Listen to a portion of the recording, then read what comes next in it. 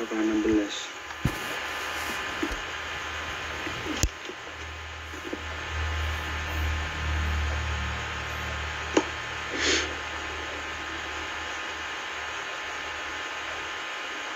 Yang update ayat Mas Soles lebih di luar.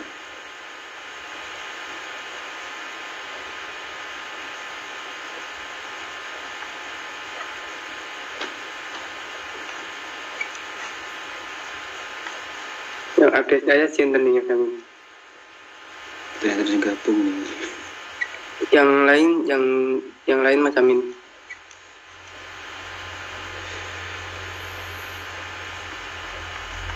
Ternyata Mas.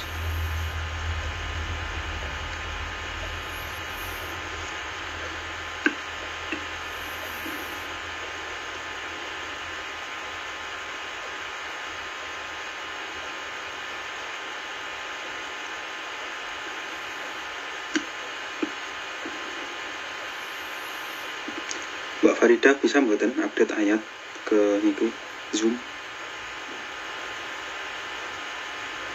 di Kopas. Nanti kalau ada ayat yang disuruh membaca.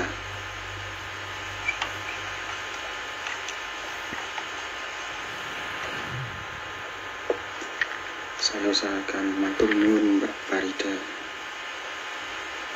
Umat Amin. Ustadz sampun di waiting list nggih. Nggih, saged di ACC Mas Ma'ruf. Sisa 5 nggih kemarin. Nggih.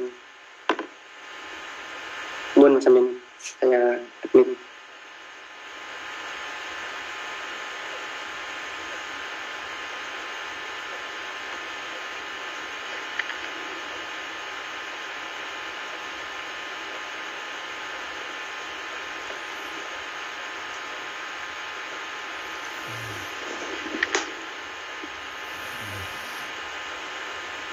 Assalamualaikum warahmatullahi wabarakatuh, Ustadz.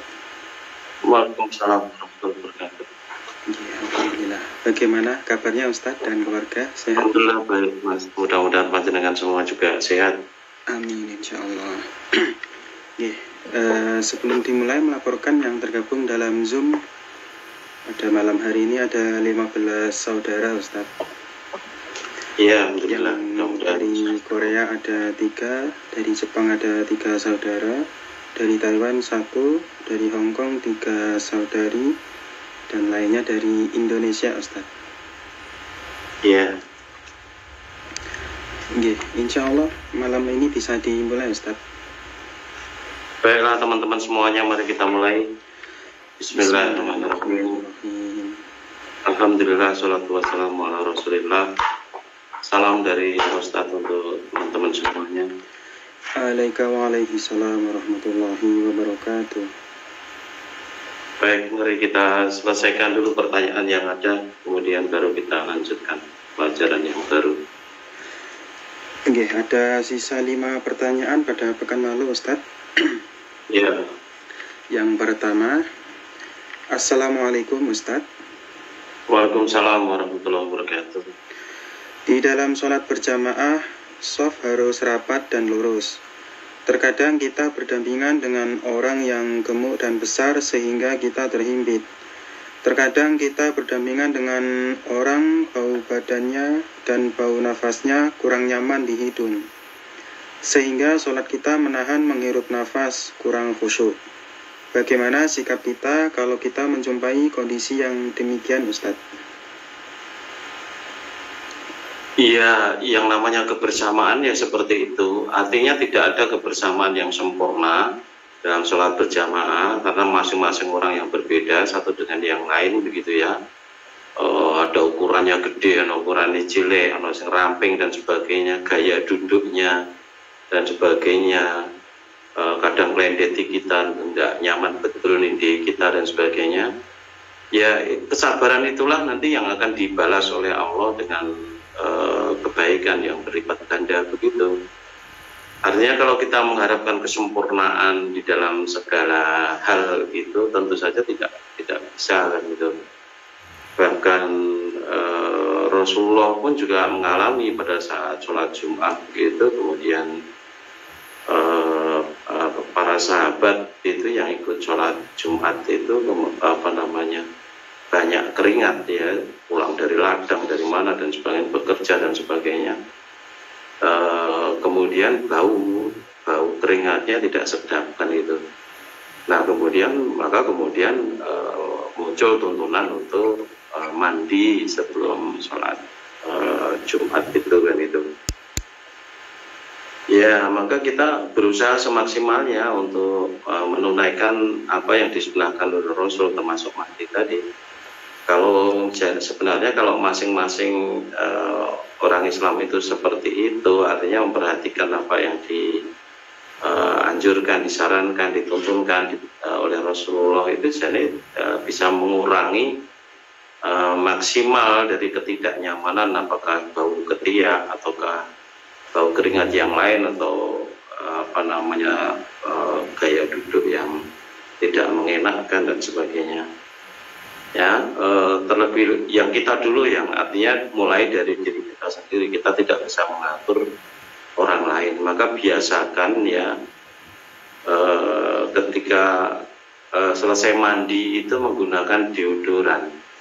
Saya ulang, jadi biasakan ketika mau mandi itu menggunakan deodoran. Deodoran itu bukan pewangi sebenarnya, karena deodoran itu sebenarnya adalah lapisan untuk menutup pori, ya, untuk menutup pori yang ada di ketiak sehingga tidak keluar keringat.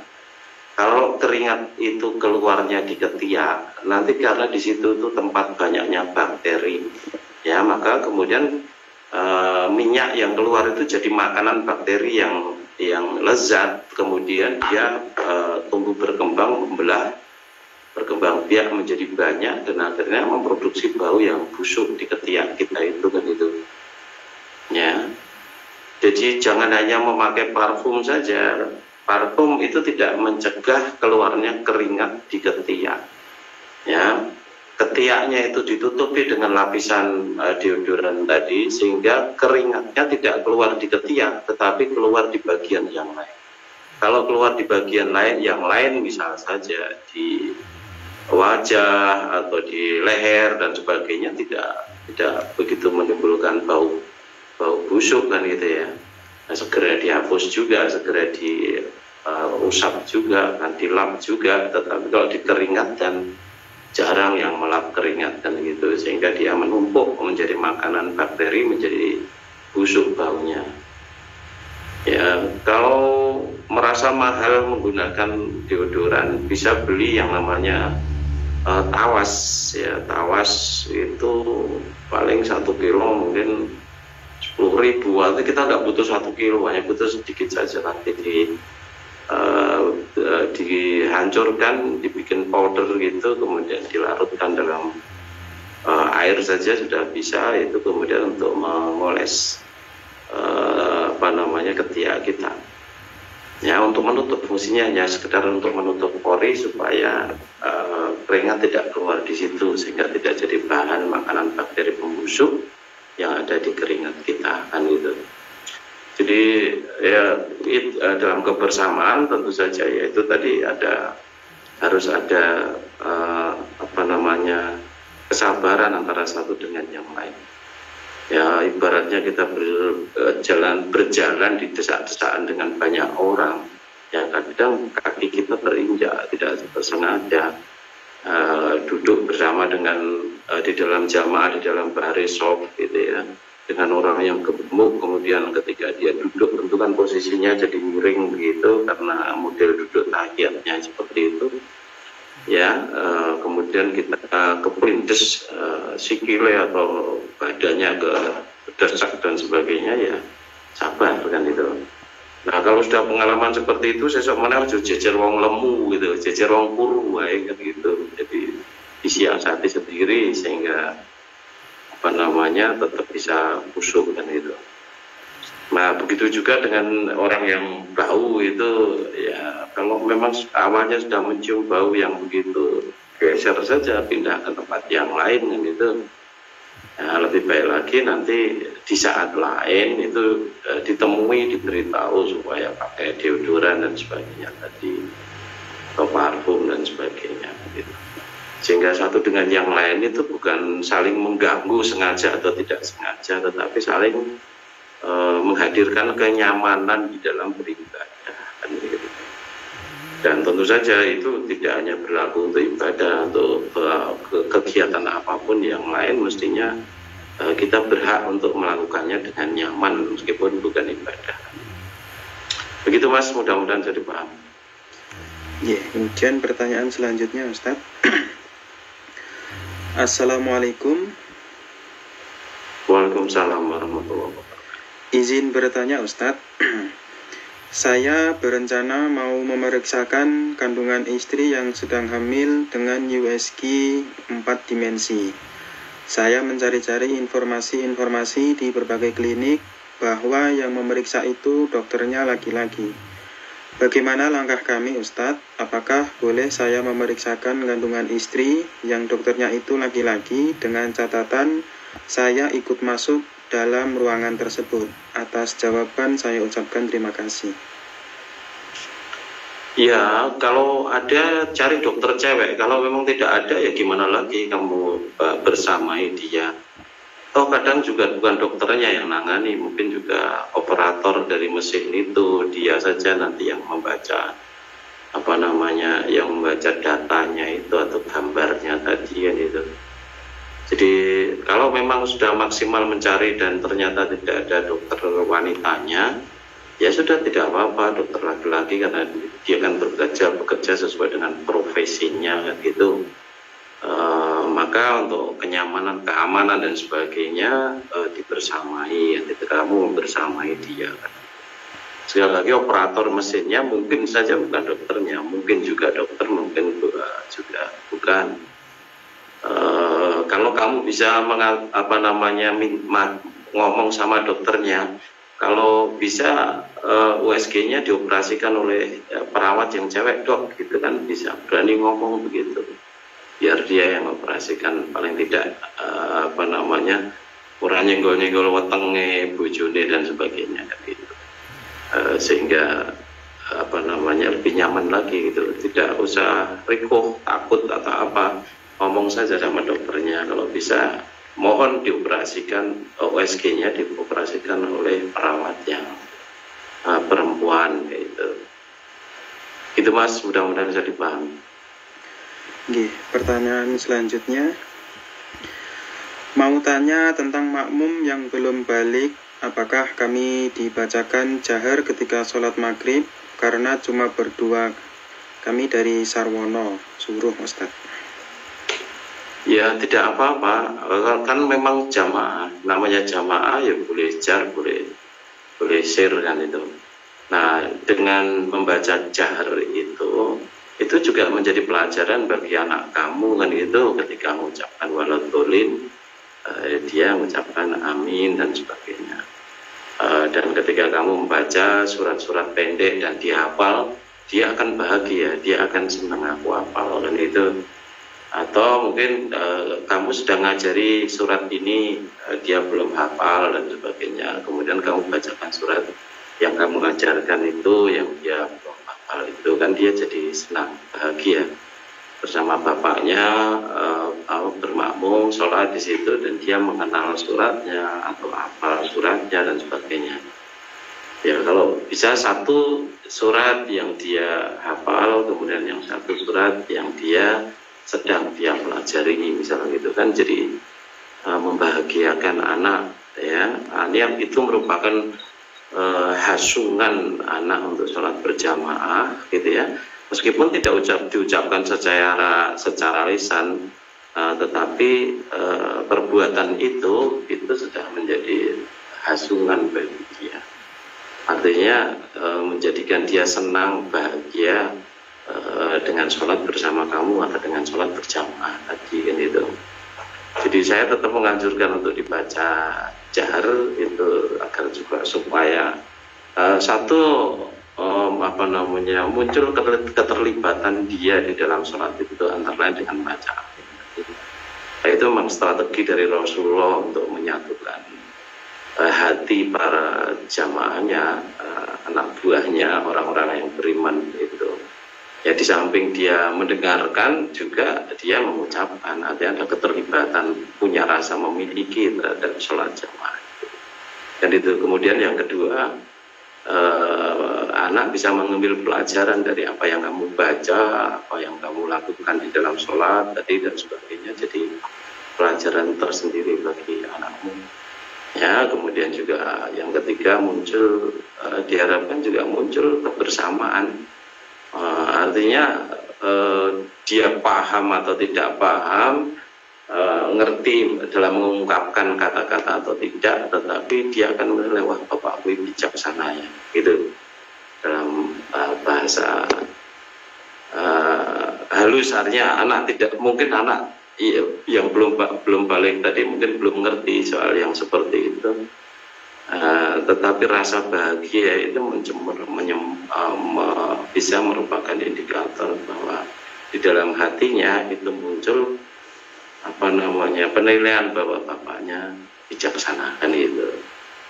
Begitu Mas, mudah-mudahan jadi paham.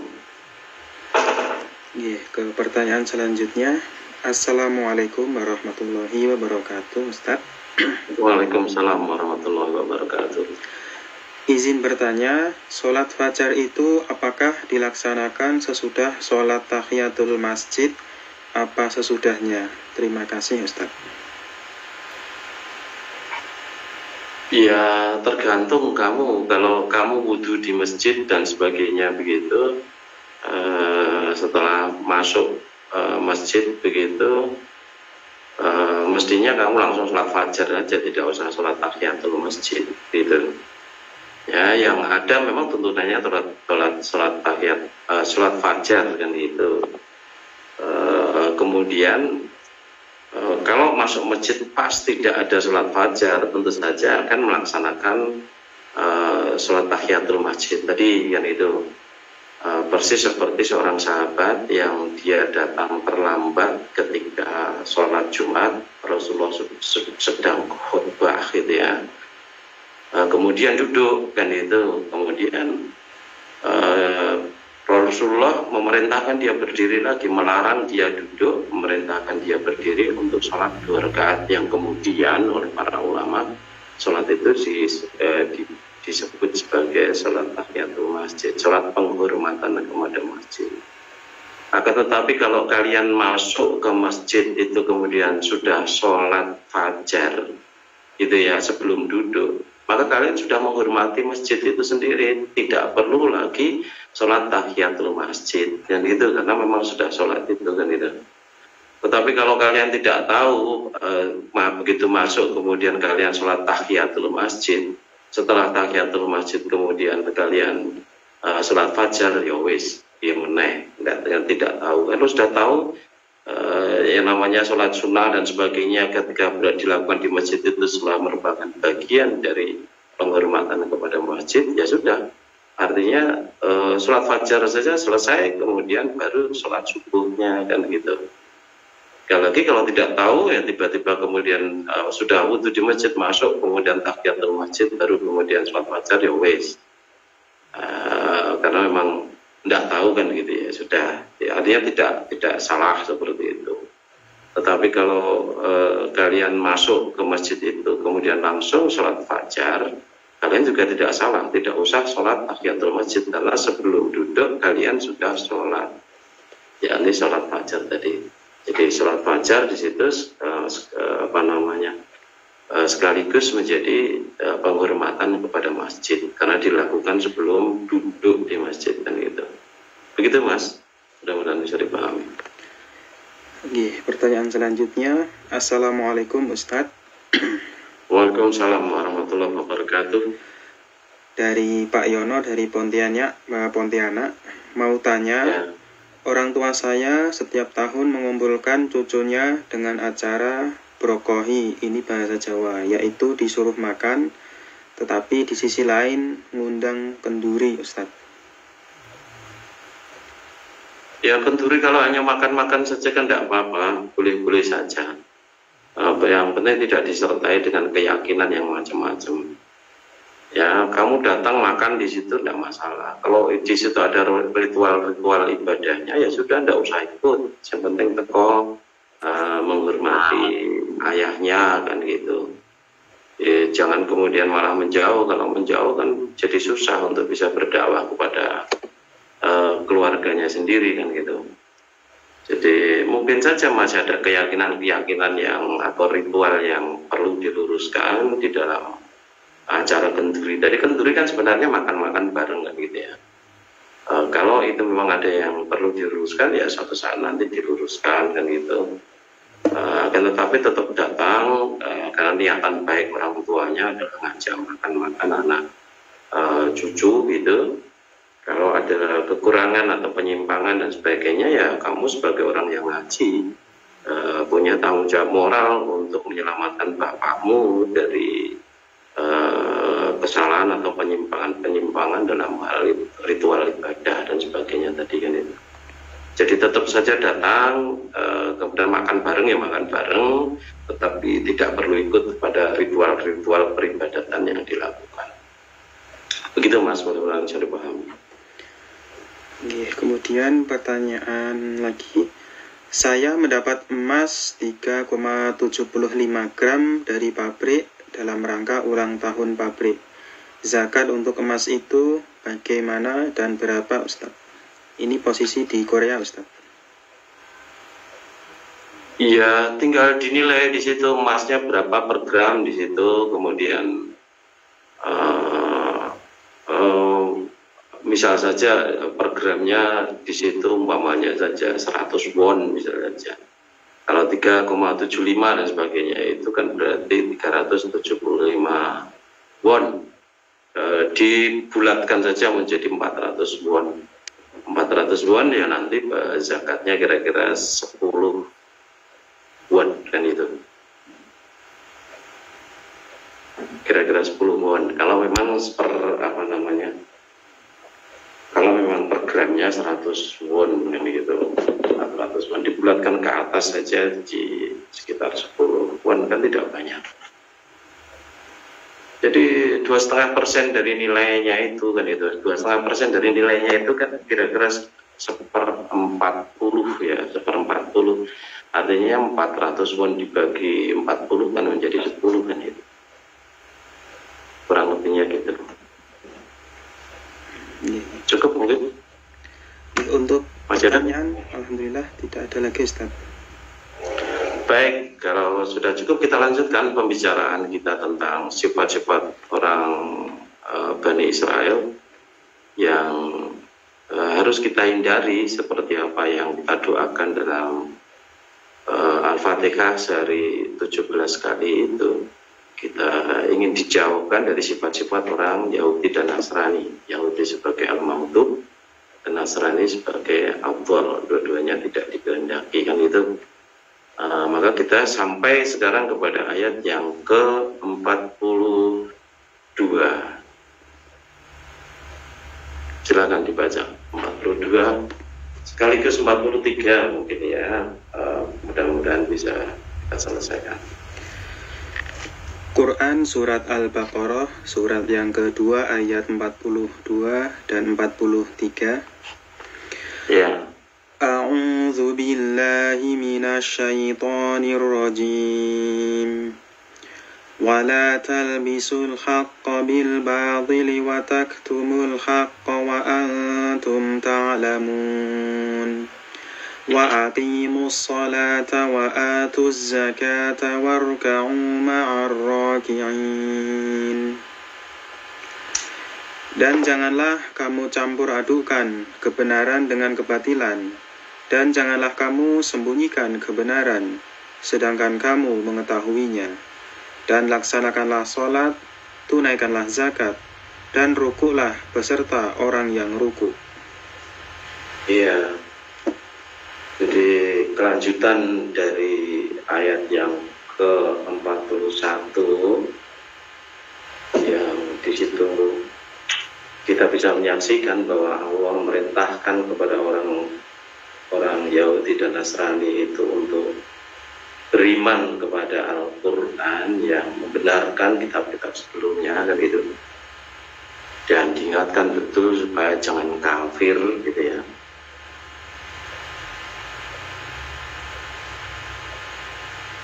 Ya, akan tetapi ternyata mereka justru kafir.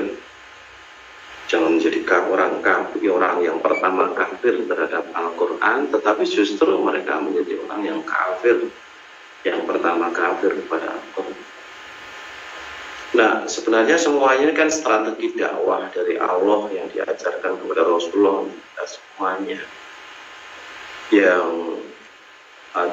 yang seharusnya itu lebih mudah untuk berdakwah di lingkungan orang-orang yang sudah bertuhan, yang sudah secara turun-temurun dibina oleh para nabi.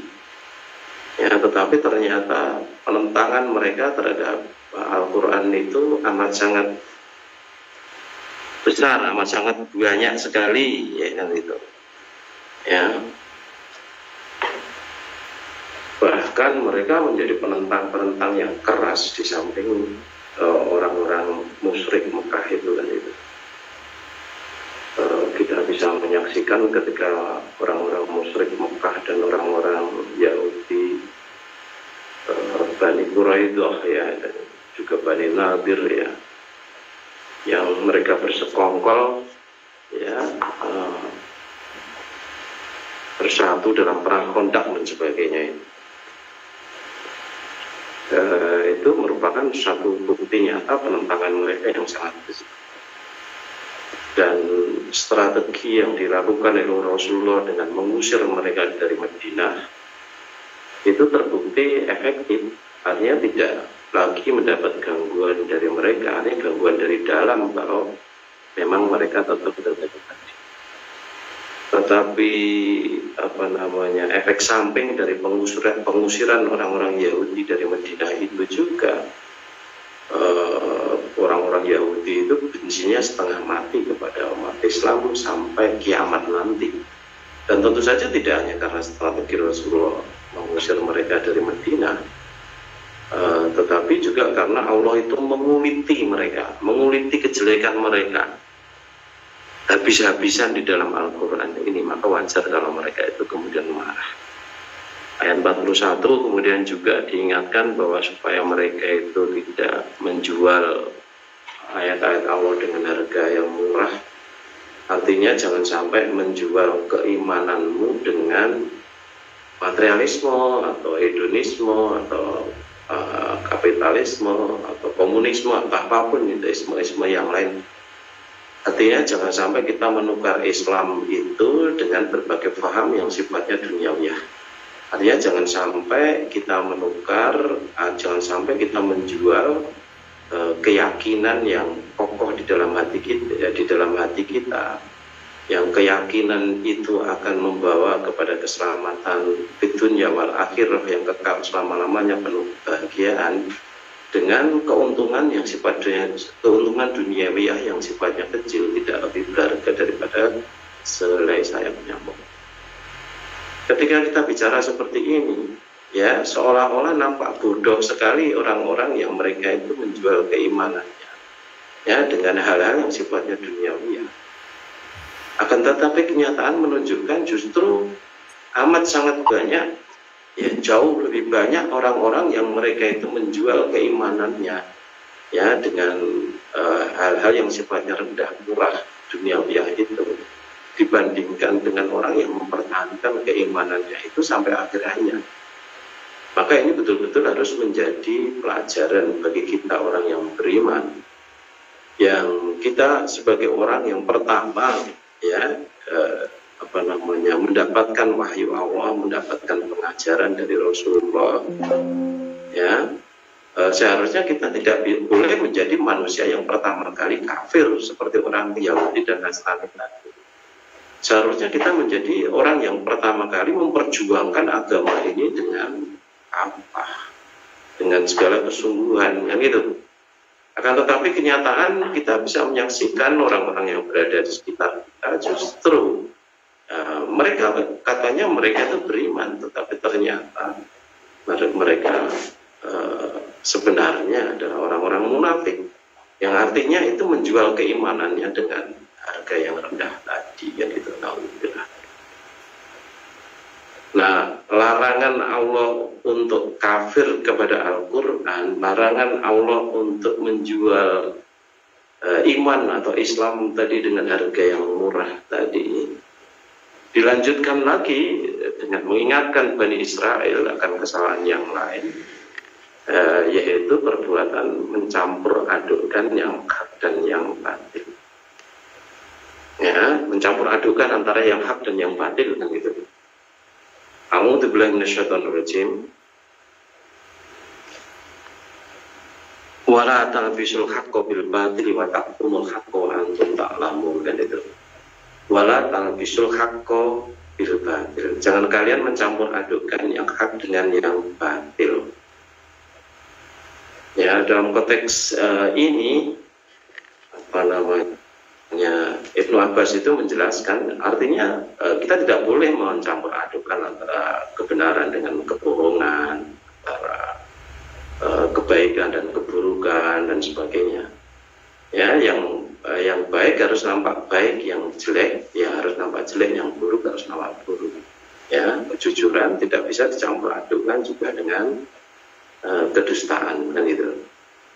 Ya, nah itu berlaku secara umum, meskipun sebenarnya ayat ini adalah untuk orang Yahudi. Kalau orang Yahudi dan Nasrani, maka dalam konteks itu kemudian yang namanya Qatadah itu menjelaskan bahwa maksud dari talbisul haqqo bil batil itu adalah jangan kalian mencampur adukkan ajaran-ajaran Yahudi dan Nasrani dengan Islam. Ya, karena agama yang betul dalam pandangan Allah itu hanya Islam saja gitu loh.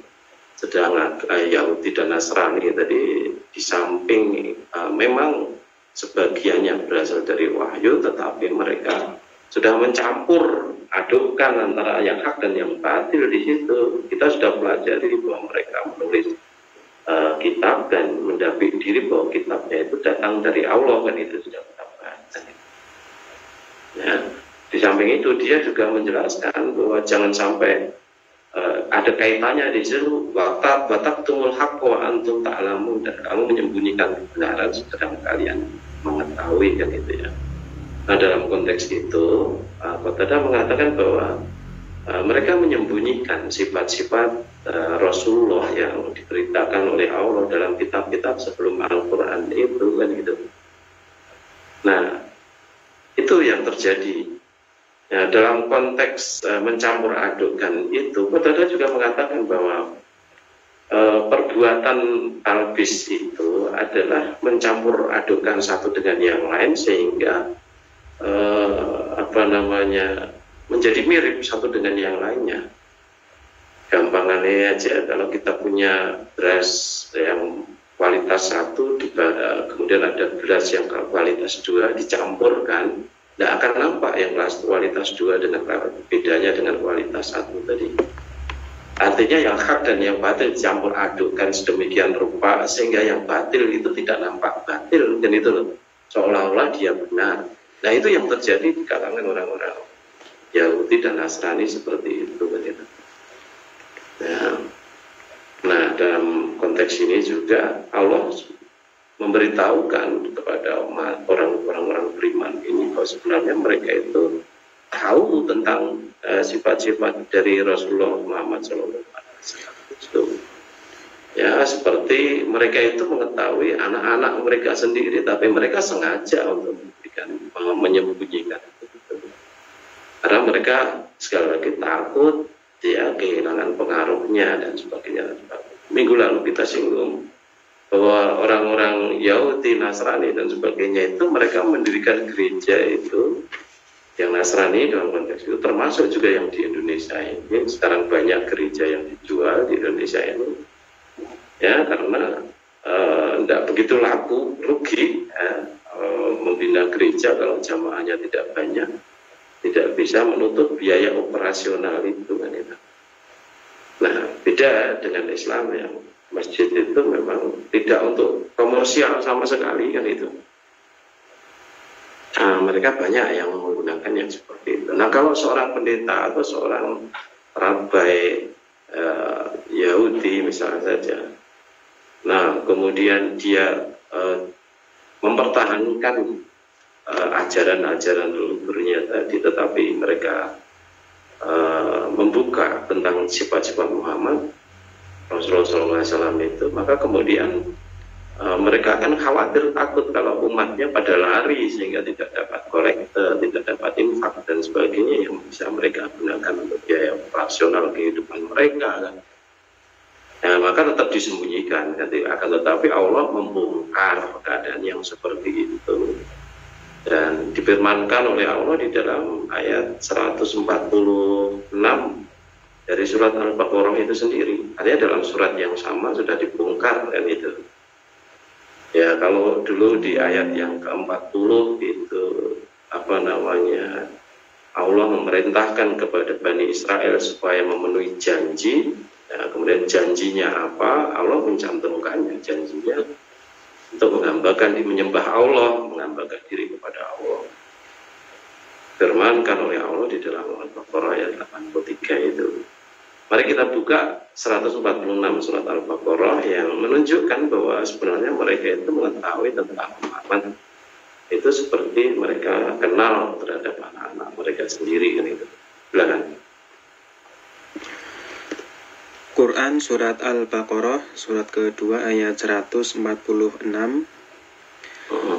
Alladzina atainahumul kitaba ya'rifunahu kama ya'rifuna abna'ahum wa inna fariqam minhum la yaktumunal haqqa wa hum ya'lamun. Orang-orang yang telah kami beri kitab, yakni Taurat dan Injil, mengenalnya Muhammad seperti mereka mengenal anak-anak mereka sendiri. Sesungguhnya sebagian mereka pasti menyembunyikan kebenaran, padahal mereka mengetahuinya. Ya, mereka mengetahui. Nah, ini salah satu penguat dari apa yang disampaikan Qatadah, bahwa dalam konteks wataktumul haqqo, mereka menyembunyikan kebenaran itu, itulah yang utama yang disembunyikan, yaitu sifat-sifat Muhammad Rasulullah SAW tadi kan gitu, karena khawatir kalau mereka memberitakan tentang kebenaran Nabi Muhammad itu sendiri, mereka khawatir kehilangan pengikutnya kan gitu. Nampaknya sama seperti yang terjadi sekarang kan gitu, dari berbagai cabang-cabang yang baru yang dibuka oleh Majelis Tafsir Al-Quran, yang mereka menghadapi penentangan yang banyak itu. Utamanya juga penentangan itu datang dari orang-orang yang khawatir nanti pengaruhnya berkurang atau pengikutnya lari, ikannya lompat ke kolam lain dan sebagainya, dengan bahasa-bahasa yang seperti itu. Alhamdulillah. Nah, dalam kaitannya dengan talbisul haqqo bil batil ini, kita bisa juga buka di dalam surat Ali Imran ayat 71. Di situ Allah memberikan penjelasan apa yang mereka lakukan kaitannya dengan talbisul haqqo bil batil. Quran surat Ali Imran surat ketiga ayat 71. Ya ahlal kitabi lima talbisunal haqqa bil batili wa taktumunal haqqa wa antum ta'lamun. Wahai ahli kitab, mengapa kamu mencampur adukkan kebenaran dengan kebatilan, dan kamu menyembunyikan kebenaran padahal kamu mengetahui? Ya, jadi itu yang dilakukan oleh mereka kan itu, para ahli kitab itu seperti itu kan itu. Padahal seharusnya mereka yang mengenal Allah sebagai pencipta jagat raya ini, mereka lah orang-orang yang dibina oleh para nabi. Ya, seharusnya mereka lah yang betul-betul menjadi pendukung perjuangan dakwah Islam itu sendiri kan itu. Ya, tetapi justru mereka berpaling kan gitu. Ya, berpaling. Akan tetapi ada berkahnya juga keberpalingan mereka di zaman itu. Ya, di zaman orang belum pandai menggunakan akalnya, menggunakan rasionya. Di zaman orang belum pandai menggunakan ilmu pengetahuan untuk membuktikan satu kebenaran. mereka sudah simpangkan seperti itu, dan penyimpangannya itu kemudian berjalan turun menurun sampai sekarang ini. Ya, nah sekarang di abad modern ini, di mana logika orang berpikir sangat bagus, kemudian sains dan teknologi yang sudah berkembang mampu dipergunakan untuk pembuktian kebenaran-kebenaran itu. Nah, maka sekarang ini banyak orang-orang yang kemudian berpaling dari Nasrani, dari Yahudi, karena merasa bahwa agama mereka menjadi tidak masuk akal, terutama dalam konteks ketuhanan dan itu. Ya, nah termasuk itu juga yang mereka sembunyikan, artinya yang diajarkan oleh Allah kepada para nabi itu adalah tauhid Tuhan yang satu saja.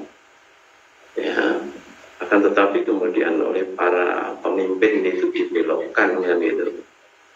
Nah itu kemudian yang menjadi tidak masuk akal bagi orang-orang yang sudah pandai berpikir menggunakan akalnya sekarang ini. Ya, nah, itu strategi Allah juga di dalam berdakwah kepada mereka kan, itu yang keturunan sekarang ini. Dan semakin bertambahnya waktu, semakin banyak bukti-bukti kebenaran Al-Quran ini yang nampak di mata mereka, yang menjadikan sebagian dari mereka itu betul-betul mendapatkan hidayah kan itu, luar biasa. Ya, jadi sebenarnya perintah untuk mencampur adukan dan batil tadi, atau larangan untuk mencampur adukan hak dan batil yang ditujukan kepada Bani Israel tadi juga berlaku untuk kita, karena Al-Quran itu memang untuk kita kan itu.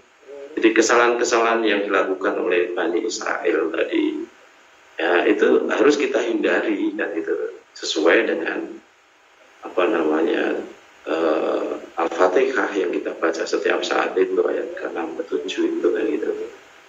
Ya, maka di zaman sekarang pun juga banyak orang yang kemudian mencampur adukan hak dan batil, termasuk yang kita beritakan tadi, dakwah cabang-cabang baru MTA mengalami hal-hal yang seperti itu, penentangan seperti itu. Ya. Nah, begitu juga dalam kehidupan sehari-hari kita, jangan sampai kemudian kita mudah berkompromi dengan kebatilan itu, gitu loh. Ya, sederhana saja, kita mau makan, ya, yang diperbolehkan kita makan itu kan yang halal saja, yang haram tidak diperbolehkan sama sekali.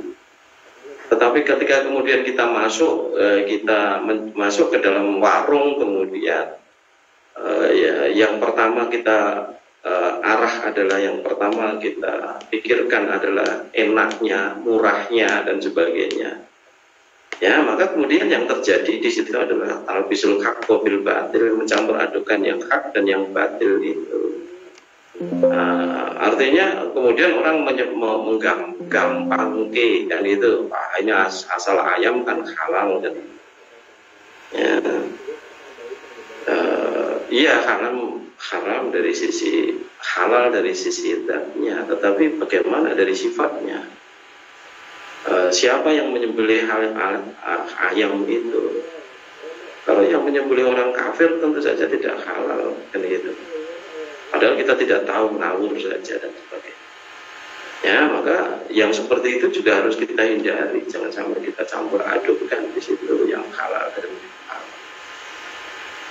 Jadi secara umum, ya, talbisul haqq bil batil tidak hanya sekedar mencampur adukkan antara agama Nasrani, Yahudi dengan Islam. Tapi secara umum Ibnu Abbas juga menjelaskan, ya pokoknya segala sesuatu yang hak dan yang batil tidak boleh dicampur adukkan. Yang jujur kebaikan dengan kebohongan, kejelekan tidak boleh juga dicampur adukkan.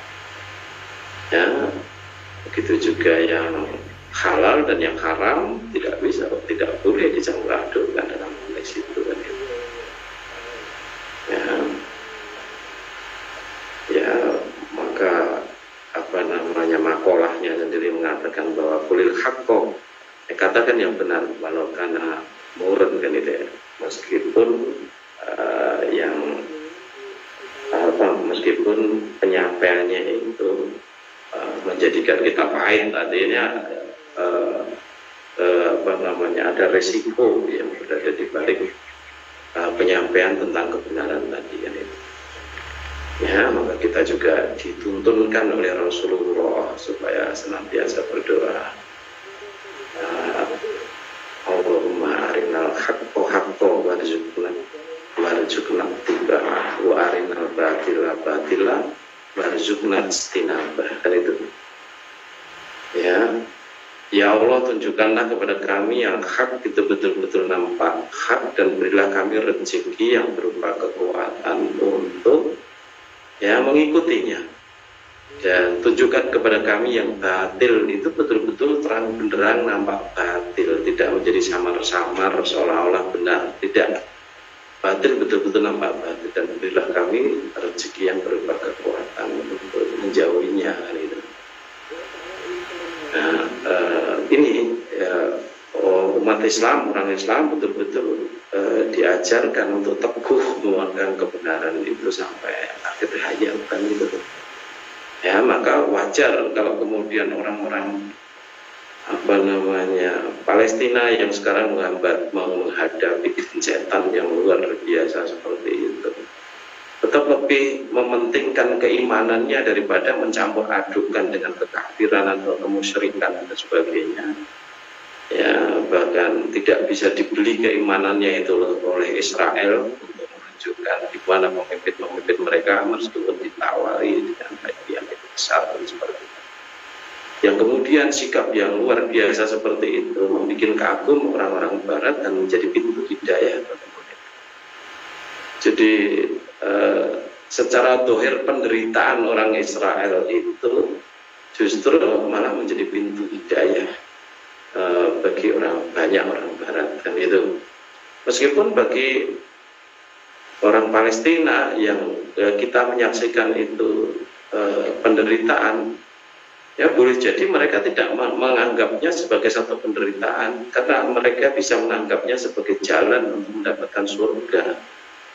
Para mujahid yang mereka itu perang fisabilillah dan betul-betul berharap syahid mati di dalam medan pertempuran itu, secara dohir mungkin badannya kena 5, 10, 20 anak panah baru kemudian mati. Secara dohir orang menyaksikan dia sangat menderita, tetapi secara batin ya dari sisi ukhrawi ya dia dinilai oleh Allah mendapat kemenangan yang besar. Dan ya tinggal dari sudut pandang yang mana kita menyaksikannya. Nah, teman-teman semuanya gitu ya, apa yang disampaikan oleh Allah kepada Bani Israel itu adalah larangan untuk orang-orang Yahudi dan Nasrani, tetapi larangan itu juga berlaku untuk kita semuanya, ya, sesuai dengan apa yang dikehendaki oleh Allah, seperti apa yang diajarkan oleh Allah kepada kita melalui surat Al-Fatihah itu yang kita baca setiap hari minimal 17 kali itu kan itu. Nah, kemudian berbagai macam pelanggaran yang dilakukan oleh Bani Israel tadi, kalau kita bicara dari 40 sampai 43 ini, yang pertama tentu saja supaya mereka itu mengingat nikmat Allah, sehingga ketika mengingat nikmat Allah akan bersyukur, tetapi tidak bersyukur malah kufur, dan itu. Yang kedua, diperintahkan supaya mereka itu memenuhi janjinya untuk menghambakan diri kepada Allah, tetapi ternyata juga mereka hindari. Kemudian yang ketiga, supaya mereka itu beriman kepada Al-Quran dan tidak kafir, tidak menjadi manusia yang pertama kafir terhadap Al-Quran, tapi kemudian juga dia hindari. Dan berikutnya yang keempat, jangan menjual Al-Quran itu ayat-ayat Allah tadi dengan harga yang murah.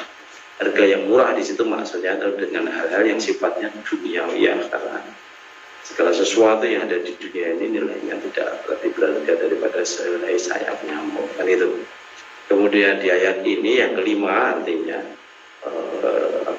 mereka diingatkan untuk tidak mencampur aduk yang hak dan yang batil. Kemudian yang keenam, jangan menyembunyikan kebenaran. Kebenaran itu untuk diajarkan, untuk disampaikan. Maka kalau diketahui, kalau kita mengetahuinya, kita wajib untuk mengajarkannya juga kepada orang lain, tidak kan gitu.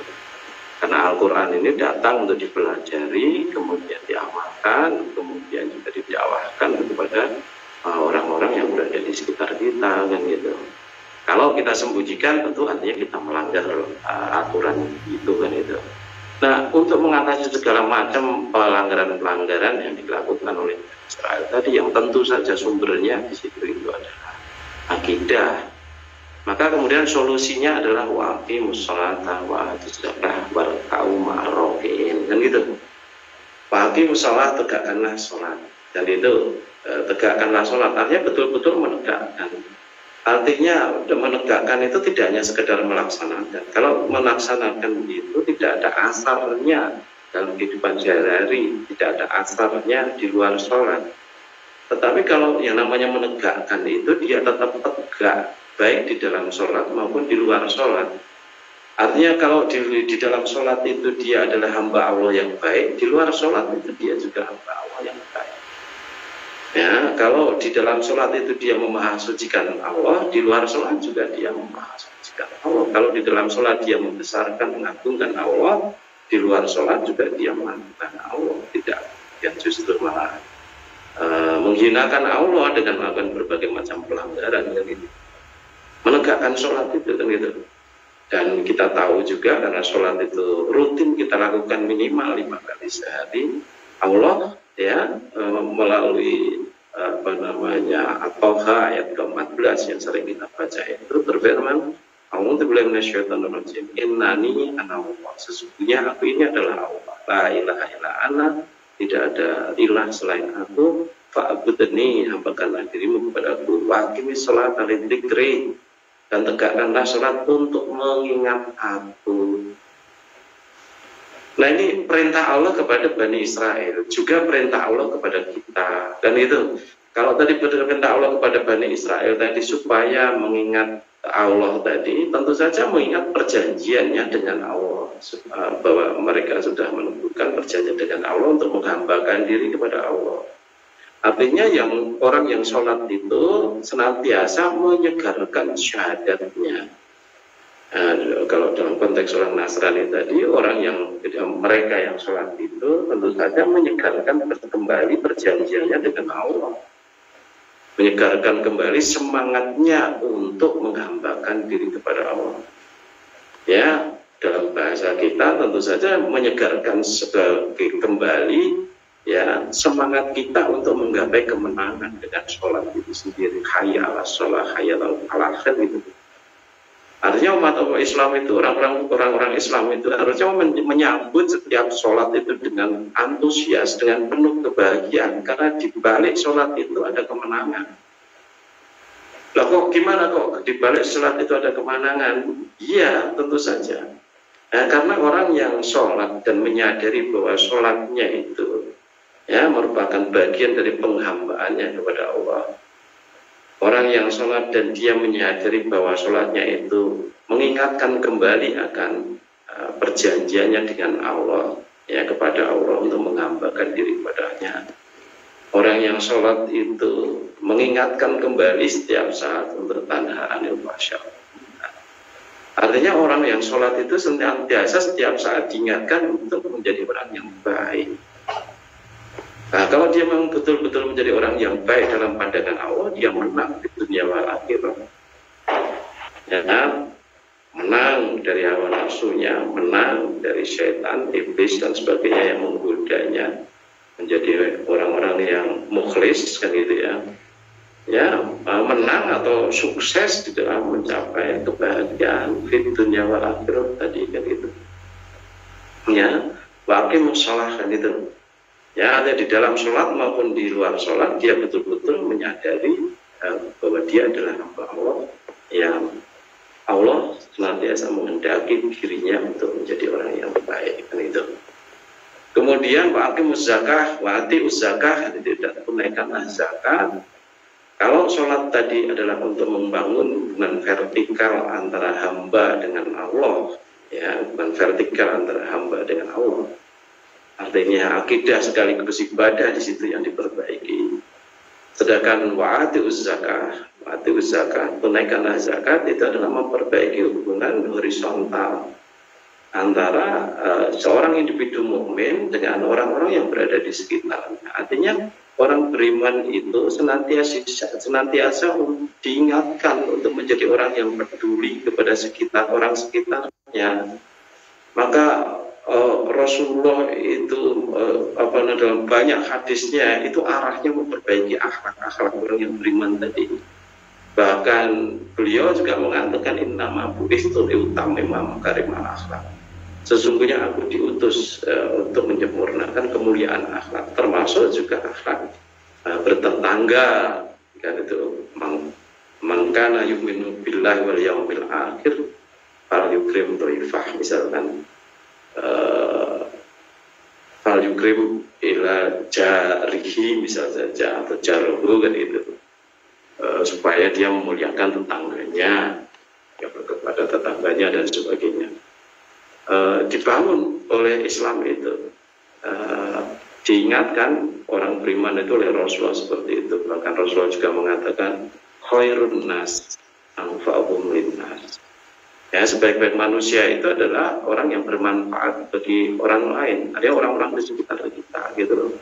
Tidak peduli agamanya sama atau tidak dan sebagainya. Sama persis seperti seorang dokter yang ketika dia akan mengobati pasien tidak pernah ditanya apa agama, apa nasionalismemu dan sebagainya. Tidak, artinya betul-betul adil di dalam memberi perlakuan kepada pasiennya tadi, kan gitu. Nah, itu yang masuk ke dalam kategori khairun nas anfa'uhum linnas. Nah, dalam bahasa Al-Quran ayat Al-Baqarah ayat ke-43 itu wa'atil zakah, dan tunaikanlah zakat. Ya, artinya kita mengeluarkan sebagian rezeki yang dititipkan oleh Allah kepada kita untuk untuk orang-orang yang membutuhkannya. Kalau dalam bahasa At-Taubah 60 itu 8 asnaf, 8 golongan itu, kan gitu. Nah, artinya dua sisi kehidupan manusia itu, sisi vertikal dengan ibadahnya, hubungannya dengan Allah itu betul-betul dikuatkan dan diutamakan justru. Dan sebagai bukti bahwa dia itu hubungannya dengan Allah yang itu menjadi baik, kalau dia itu memang secara muamalah juga jadi baik. Artinya dia itu menjadi orang yang dermawan, mudah mengeluarkan hartanya fisabilillah. Karena dia menyadari bahwa apa yang dititipkan oleh Allah kepada dia itu ada hak dari orang-orang yang berada di sekitarnya untuk bisa menikmati. Paling tidak 2,5% dari zakat itu sendiri, kan itu 2,5% dari harta itu yang bentuk zakat itu, kan. Dan tidak cukup itu untuk mengatasi berbagai macam persoalan yang berada di atas tadi. Masih ditambah lagi dengan warka'u ma'ar-rogi'in. Dan rukuklah kalian bersama-sama dengan orang yang merukuk, gitu loh. Nah, banyak ulama yang memahami bahwa warka'u ma'ar-rogi'in atau rukuklah bersama dengan orang-orang yang merukuk. Rukuk itu kan sumber sholat. Sholat kita kan dianjurkan sunnah muakkadah itu berjamaah itu. Maka warka'u ma'ar-rogi'in itu dimaksudkan adalah dan hiduplah kalian itu secara berjamaah, hiduplah dalam kebersamaan. Dan itu bahasa umumnya orang mengatakan bahwa manusia itu adalah makhluk sosial yang mereka tidak bisa hidup sendiri, ya, dan tidak diperkenankan hidup dengan gaya individualis atau egois dan sebagainya. Bahkan sudah kita bahas, kalau sampai kita tercemar virus egois itu termasuk ke dalam kelompok anania, dan itu syirik, kan gitu. Begitu juga kalau kita termasuk ke dalam membanggakan kelompok kita, golongan kita, majelis kita dan sebagainya, bukan Islam yang dibanggakan, nah, maka kita termasuk dalam golongan asobiyah. Ya, kedua-duanya ananiyah maupun asobiyah itu termasuk ke dalam kelompok syirik. yang harus kita hindari. Tidak bisa kita campur adukkan syirik tadi dengan keimanan. Itu coba kita buka di dalam surat Al-An'am ayat 82, kaitannya dengan talbis lagi. Quran surat Al-An'am surat ke-6 ayat 82. A'udzu billahi minasyaitonir rajim. Alladzina amanu wa lam yalbisu imanahum bidzulmin ulaika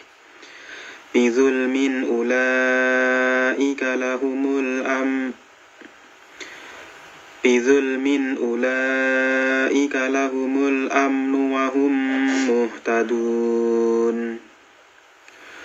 Orang-orang yang beriman dan tidak mencampur adukan iman mereka dengan syirik, mereka itulah orang-orang yang mendapat rasa aman dan mereka mendapat petunjuk. Nah ini, kalau kita ingin menjadi orang yang hidup itu hati kita diwarnai dengan rasa aman, artinya tidak ada perasaan-perasaan terancam oleh orang-orang di sekitar kita, merasa aman.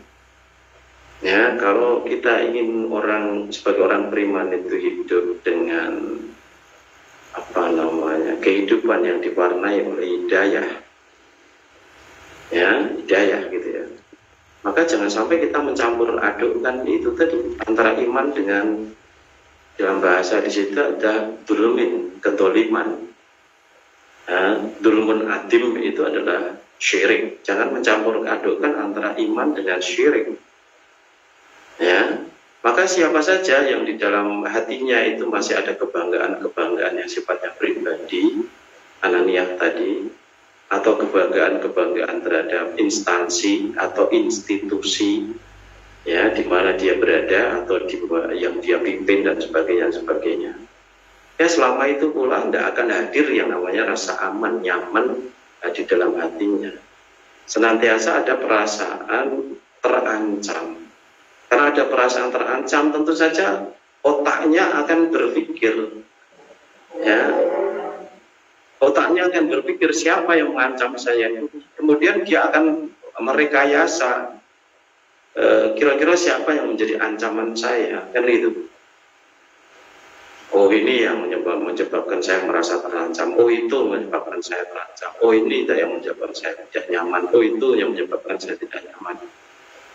Akhirnya yang seharusnya orang-orang di sekitarnya itu diperlakukan sebagai satu tubuh, itu kemudian diperlakukan sebagai ancaman dan itu, atau penyebab ketidaknyamanan dan sebagainya seperti itu. Nah itu munculnya dari syirik. Artinya apa? Artinya kalau di dalam hidup kita itu ternyata masih ada merasa tidak nyaman, merasa terancam oleh apapun atau siapapun yang berada di sekitarnya, yang kita hadirkan sebagai ancaman itu, kita masih syirik.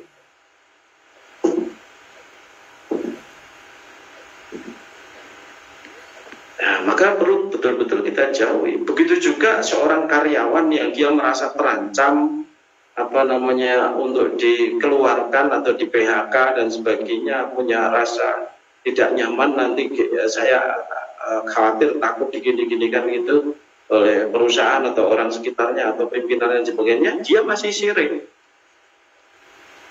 Seharusnya dia pahami bahwa perusahaan, tempat kerja, institusi, instansi itu hanya wasilah saja.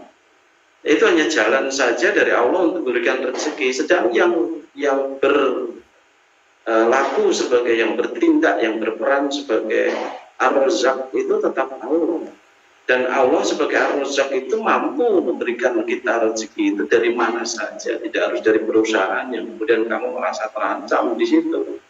Maka bekerja di mana saja, nyamankan kehidupan kita itu, nyamankan hati kita, jangan sampai ada merasa terancam dan jangan sampai ada pikiran-pikiran untuk menghadirkan ancaman-ancaman itu kira-kira datang dari siapa dan sebagainya.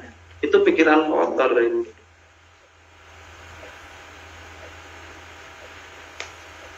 Yang harus kita jauhi dalam konteks ini. Ya, nah sesuai dengan Al-An'am 82 ini gitu ya, yang apa namanya, memberitahukan kepada kita semuanya bahwa kalau kita ingin hidup kita itu menjadi nyaman, aman, dan betul-betul senantiasa berada dalam ibadah, berada di dalam hidayah Allah gitu ya, maka buang jauh-jauh itu talbis antara iman dengan syirik secara umum, secara khusus, tapi secara umum dengan kedoliman.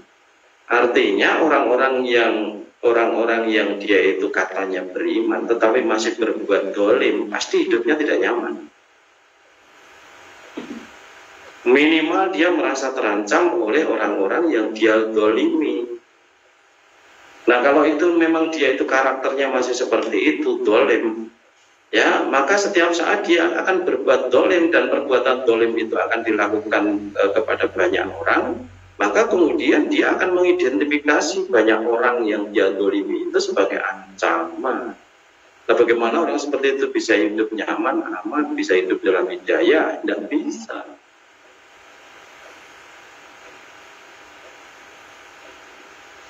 Ya.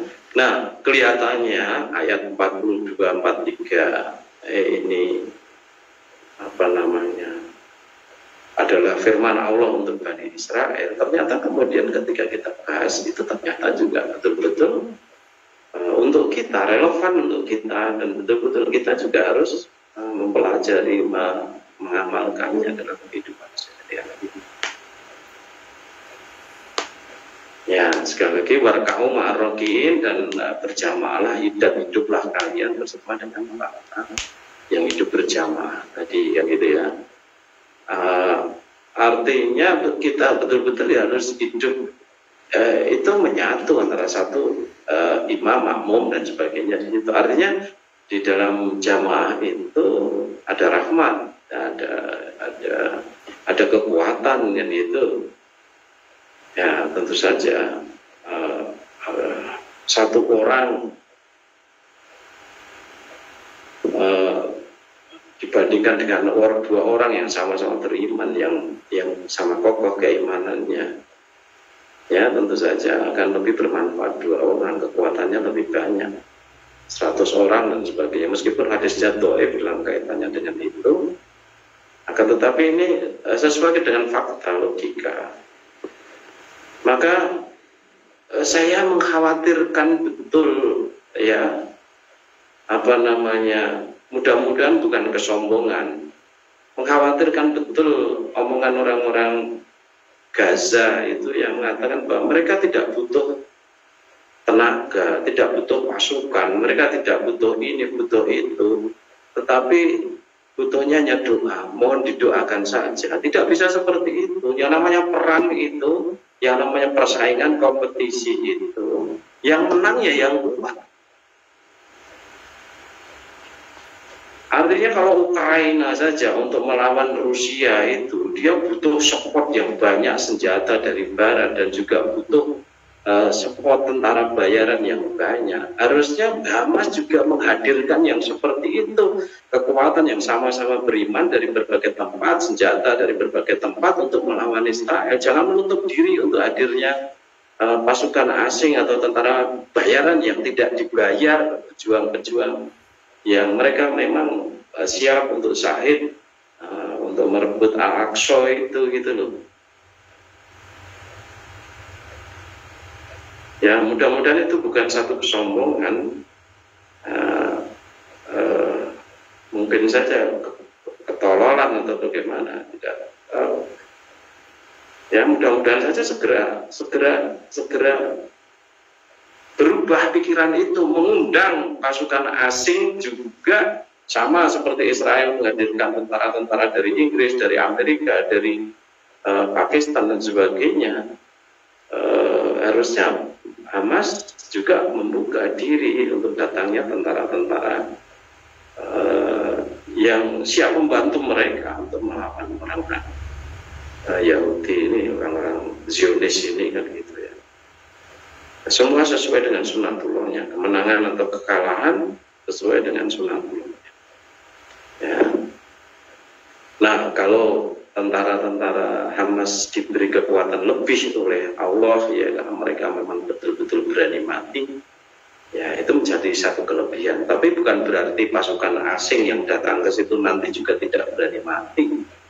Mereka perang itu juga harus berani mati ya. Ya mungkin orang-orang Israel itu karena sudah lama tidak berperang, lama mereka merasa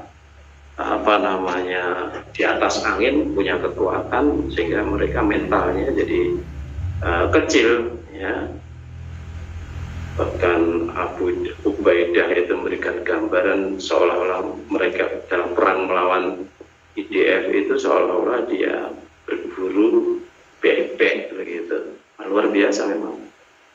Artinya rasa percaya diri ya, dihadirkan oleh Allah di dalam hati mereka untuk menghadapi musuh yang secara dohir itu kekuatan militernya sangat kuat. Tetapi ternyata di tangan Hamas mereka mengalami kesulitan untuk mengalahkannya. Itu saya kira Mas untuk apa yang bisa kita pelajari pada hari ini. Jadi solusi berbagai macam persoalan tadi termasuk juga solusi bagi berbagai macam persoalan hidup kita, ketidaktaatan kita kepada Allah dan sebagainya itu adalah dengan wa aqimus shalah wa atuz zakah warka'u ma'ar-raki'in. Monggo kalau ada sesuatu yang mau disampaikan silakan.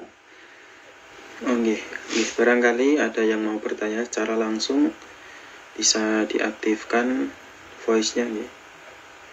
Monggo masih ada sedikit waktu.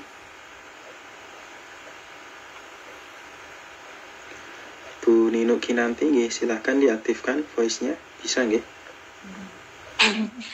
Bismillah. Assalamualaikum Ustaz. Waalaikumsalam warahmatullahi wabarakatuh. Silakan Bu Nino. Mohon izin bertanya. Ini nyambung tentang masalah sholat tadi. Saya kan sering numpang sholat di masjid itu kan. Jadi seringkali saya lihat dari ibu-ibu tuh kan memang salah satu syarat waktu kita sholat kan harus menutup aurat kecuali muka dan telapak tangan. Biasanya saya sering lihat tuh ibu-ibu tuh pakai celana panjang, terus baju panjang, kerudungnya hanya sampai dada. Kalau kami kan pakai kerudung sampai ke paha gitu ya, ini hanya pakai kerudungnya sampai dada aja gitu. Terus ya baju lengan panjang sama celana panjang, pakai kaos kaki gitu. Mereka melakukan sholat. Apa dengan pakaian yang seperti itu udah memenuhi syarat itu tadi menutup aurat, tapi kan apa ya, pakai celana biasa gitu. Kalau kami kan gamis jadi longgar gitu. Nah itu ibu tuh pakai celana panjang gitu. Apa itu udah memenuhi syarat? Ya itu satu. Terus yang kedua, seringkali imamnya itu pada waktu memimpin sholat itu dalam perpindahan gerakan itu kan membaca Allahu Akbar itu dipanjangkan gitu. Allahu Akbar. Apakah itu dibenarkan gitu Ustaz? Terus dalam kita membaca hadis itu apakah caranya itu, kaidah bacaannya itu sama seperti kita kalau membaca Al-Quran? Ya peraturan kayak tajwidnya, makrotnya itu apakah sedetil panjang pendeknya itu seperti kalau kita baca Quran gitu juga Ustaz? Mohon penjelasannya Ustaz. Terima kasih. Iya, jadi yang pertama tentu saja yang sempurna di dalam sholat yang menyempurnakan juga syarat dan rukunnya, termasuk juga pakaiannya tadi kan itu. Rasulullah melarang kita untuk pakai pakaian ketat dan itu yang menampakkan lekuk tubuhnya dan sebagainya, itu di sholat maupun di luar sholat kan itu. Tapi kalau tadi sudah disampaikan oleh ibu bahwa dia juga memakai gamis yang panjang, ya kalau memang gamisnya itu panjang sudah bisa menutupi atau mengcover pinggul pantat dan sebagainya, tentu saja tidak masalah kan. Akan tetapi kalau masih ada bagian-bagian tubuh yang kemudian tidak tercover, yang itu yang harus disempurnakan. Ya, kalau bisa ya diingatkan supaya apa namanya lebih baik di dalam berpakaian ketika sholat maupun juga di luar sholat. Kalau tadi masih ada yang mungkin dadanya yang tampak dan sebagainya, atau karena apa namanya kerudungnya yang tidak rapat menutup dan sebagainya, ya bisa tentu saja diingatkan. Mengingatkan mereka itu juga dalam bagian dari tawasobil haq, tawasobil sober kan itu. Jangan sampai ketika kita mengingatkan ada terselip di situ kebanggaan, saya lebih baik dari kamu, saya lebih baik dari dia. Jangan sampai seperti itu. Ingat bahwa sekarang saya lebih baik dari dia, tetapi seminggu lagi, sebulan lagi, setahun lagi menjelang wafat belum tentu. Mungkin saja dia bertobat menjadi baik, mungkin saja kita yang baik sekarang itu karena satu sebab malah menjadi buruk kan gitu. Ya, maka itu pentingnya bahwa kita senantiasa husnudzon kepada orang lain kan gitu. Kalau ada orang yang lain salah, keliru, kurang, itu kita punya kewajiban untuk mengingatkannya. Ya, dengan tanpa merendahkannya, dengan tanpa merasa bahwa diri kita lebih baik. Ya, kemudian yang kedua tadi apa, jadi lupa. Imam yang membaca takbir dipanjangkan, Ustaz. Oh iya, ya dipanjangkan. Ya, intikal itu kan sebenarnya juga tidak ada aturan yang pasti itu harus sepanjang ini atau sependek ini, kan tidak ada. Asal mengucapkan Allahu Akbar atau ucapan yang lain yang memang dituntunkan. Kalau dia itu diucapkan panjang gitu, ya saya tidak tahu alasannya karena apa, hanya karena kulino atau bagaimana kan itu, terlalu panjang misal saja, ya bisa diingatkan yang seperti itu kan. Cukup ya Allah, pasti penting itu kan jelasnya, kerasnya, sehingga makmumnya itu bisa mendengar, bukan panjangnya harokat dari Allahnya itu kan itu. Nah, ini kaitannya dengan membaca Al-Quran dan membaca hadis tadi. Ya, beda. Islam membedakan, Rasul membedakan membaca Al-Quran dengan membaca hadis. Membaca Quran memang sudah ada aturan-aturannya sendiri di situ. Sedang membaca hadis ya sama seperti baca tulisan Arab ya, yang lain dan gitu, baca Quran baca koran dalam tulisan Arab atau baca internet dalam tulisan Arab, nah, tidak ada masalah dalam konteks itu. Kalau hadis, kalau Quran memang sudah ada aturannya sendiri. Begitu Bu Nino, mudah-mudahan bisa dipahami. Kalau ada yang mau ditanyakan yang lain, mau silakan. Tentang yang pakaian apa ya, memenuhi syarat tadi itu, apakah itu udah termasuk sah gitu Ustadz? Saya tuh mau mengingatkan, takut saya juga salah. Maksudnya saya nggak tahu yang benar yang gimana, alasannya apa, kenapa saya mengingatkan gitu kan, saya ragu. Itu yang kerudung hanya sampai di dada aja, terus dia pakai celana panjang. Kalau kami kan gamis, dia celana panjang gitu.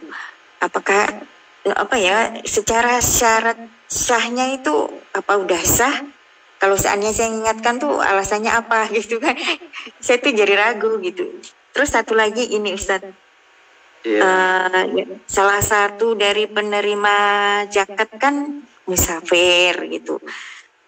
Apakah ada kriteria tertentu musafir yang berhak menerima zakat itu, ada spesifikasinya tertentu, hanya untuk musafir, masalah hanya yang berhubungan dengan apa jihad, atau masalah yang berhubungan dengan thalabul ilmi atau apa gitu kriterianya gitu. Mohon penjelasannya Ustadz. Ya, kaitannya dengan itu coba dibuka surat Al-Ahzab ayat 59, jadi diingatkan supaya menjulurkan jilbabnya itu ke seluruh tubuhnya. Artinya kalau lekuk-lekuk di dada itu masih nampak kelihatan, maka itu tidak sesuai dengan syariat kan gitu. Kalau tadi ada pinggul atau pantat yang kemudian juga masih nampak lekuk-lekuknya, itu juga tidak sesuai dengan syariat. Kalau kerudungnya tadi hanya sampai ke dada, yang kemudian dadanya masih nampak lekuk-lekuknya, ya tidak benar seperti itu tadi. Itu saya kira. Coba dibaca dulu, Mas. Quran surat Al-Ahzab surat ke-33 ayat ke-59. Ya ayyuhan nabiyyu qul li azwajika wa banatika wa nisa'il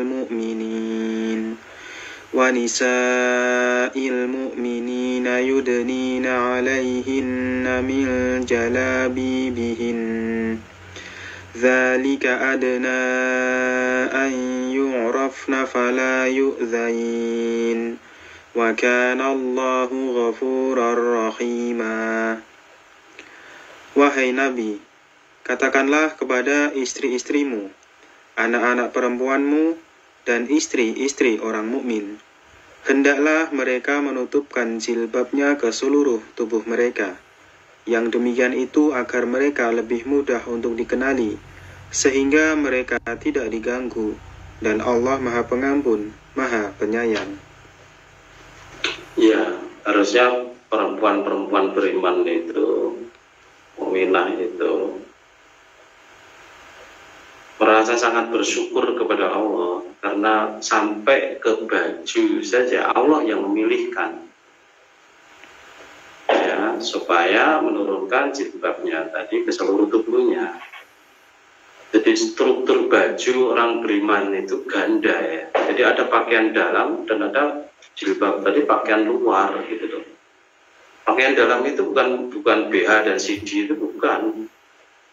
Itu pakaian dalam bagi kita karena kita tidak punya pakaian dalam yang lain selain itu. Kalau mereka tidak seperti itu. Mereka baju juga panjang di dalam begitu, kemudian baru ditutup dengan jilbabnya tadi. Sama kira-kira seperti, kurang lebihnya mirip seperti orang Saudi laki-laki yang sekarang ini. Di dalam itu mereka pakai celana panjang, pakai gamis. Nanti di luar mereka ada jubah kan itu. Nah perempuannya itu dalam konteks Islam itu di dalam sudah ada baju tadi, baju yang panjang ke bawah. Mungkin saja di dalam itu bisa celana dan sebagainya dan baju gitu ya. Nah, nanti di luar itu jilbabnya tadi kan. Ya, ke seluruh tubuhnya. Jadi bukan hanya sekedar kudung yang hanya menutup sampai ke sebagian dari dada saja. Nah, tetapi ke seluruh tubuhnya. Terus tadi yang terakhir tadi apa? Yang musafir, kriteria musafir, Ustaz. Ya, tidak ada kriteria sama sekali. Tentu saja kalau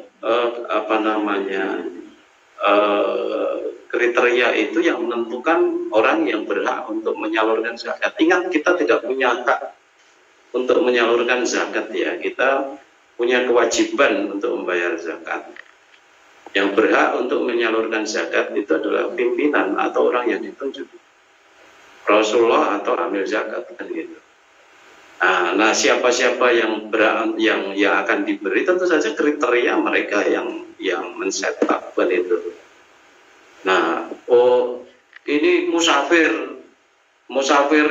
Elon Musk, yang satu lagi musafir Badui yang dia berjalan 25 kilo dalam sehari untuk mencari nafkah dan sebagainya.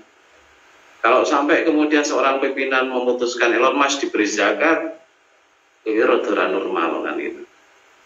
Ya, tentu saja rada normal kan itu. Ya, tentu saja orang Badui yang katakan dia melakukan perjalanan 25 kilo dalam sehari, ada ya, sampai sekarang masih ada itu di Arab Saudi. Nah, itulah yang lebih diutamakan untuk diberi zakatnya. Jadi secara khusus tidak ada kriteria itu. Justru itu menjadi open bagi para pemimpin, para pimpinan untuk menentukan siapa dari musafir itu yang akan diberi atau tidak akan diberi. Ya, dia anak orang kaya, tetapi orang tuanya di Papua. Sekarang mungkin saja baru saja kebakaran dan sebagainya karena kericuan itu. Kuliah di Jogja, beberapa bulan tidak menerima kiriman dari orang tuanya, sehingga dia harus utang sana sini atau dia harus hidup rekoso di perantauan dan sebagainya. Nah, orang seperti itu bisa diberi zakat meskipun sebenarnya dia orang kaya, tetapi dia diberi zakat karena statusnya sebagai musafir dan di sini mengalami kesulitan. Gitu. Begitu Mas, apa yang bisa kita bahas? Saya kira kita cukupkan sampai sini, sudah jam 11 lebih. Oke, Bu Nino sudah jelas nih untuk pertanyaannya? Sudah Ustadz, alhamdulillah. Terima kasih Ustadz. Sama-sama. Alhamdulillah. Ya, alhamdulillah sudah jam 11 di sini. Untuk pertanyaan sisa 1 insya Allah disampaikan pertemuan selanjutnya Ustadz. Insyaallah ya. Kemudian laporan terakhir tergabung dalam Zoom ada 26, yang menyimak di Facebook ada 24 Ustadz. Ya, mudah-mudahan bisa istiqomah dan bisa mengambil pelajaran. Itu aja saya kira apa yang kita bisa bahas hari ini. Kurang lebihnya saya minta maaf. Mari kajian kita akhiri. Alhamdulillahirabbil alamin.